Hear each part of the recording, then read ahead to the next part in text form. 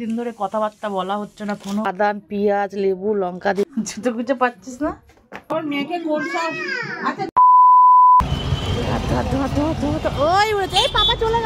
নমস্কার বন্ধুরা, আজকের ব্লগটা কিন্তু আমি এখান থেকে শুরু করছি। তোমরা দেখলে আগের দিন থেকে আমি গিয়েছিলাম, তারপর হচ্ছে এটা হচ্ছে বাড়ি ফেরার সময় হচ্ছে বাপের বাড়ি, আমার মায়ের বাড়িতে। তো তখন হচ্ছে বেলা বেজে গেছিল হচ্ছে প্রায় ডাক্তার দেখাতে দেখাতে, আর দেখো তখন ব্যস্ত রাস্তা দুপুরের সময়। তুই আমার মাকে ধমকাচ্ছিস এই? বলতে গেছিলিস তো? কি বলতে গেছিলিস? আর চলে এলাম মায়ের বাড়িতে দাঁত দিয়ে পরে, আর এসে এখানে ভর্তি চালু হয়ে গেছে। কেন তো তুই আমার মেয়েকে কোন সাহসে বলেছিস বল? কোন সাহসে বলেছিস? আর এ হচ্ছে নষ্টের মূল। এটা কি হচ্ছে তোর? ঘুরে খাচ্ছে? তোর দিদা তো এত ভালোবাসে। কুলকুচি করছিস কেন? জামা পরবে, সাদা জামা, কিন্তু জামাটা খুলে দে। জুতো গুছে পাচ্ছিস না? চল সত্যি। আর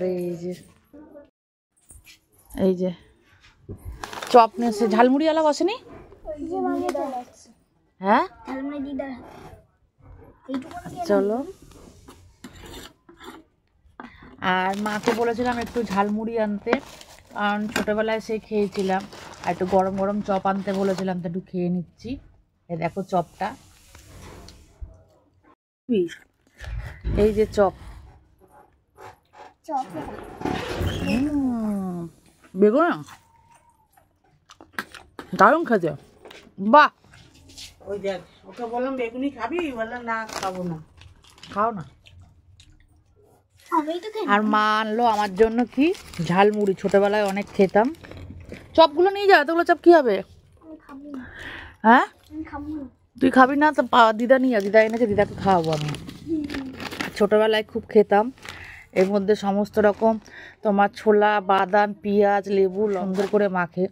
তো মাকে বললাম একটু নিয়ে আসো তো খাই। ও লেবু দেখছে লেবু আছে কিনা। কাকার ওকে ডিমের চপটা দিলে না? কো আমি কি করি, আমাকে নিয়ে কো আমার পেছনে আমার বাবা দিচ্ছে। ওই চপটা খাবি? ডিমের চপ? ডিমের চপ খাবি? হ্যাঁ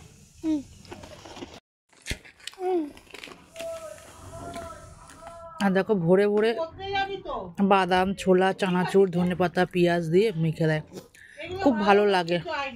ডিমের চপটা ভালো, কষ্ট করে আমার মেয়ে গিয়ে নিয়ে এসছে ডিমের চপ, তাই তো? জি, এখানে যখন এসছে একটু মাসি বাড়ি দেখা করে আসি। দিন ধরে কথাবার্তা বলা হচ্ছে না, কোনো কথা বলা হচ্ছে না। যদি পারি তো ভাবছি রোববারে ঘুরে আসবো। হয়ে গেল ডিমের চপ খাওয়া, দিদাকে দিয়ে যা। এই যা। তো আজকের ব্লগটা এখানে শেষ করতে দেখা হবে নেক্সট ব্লগে। দাদুর নারকেল গাছটা কি হিমসাগর আম।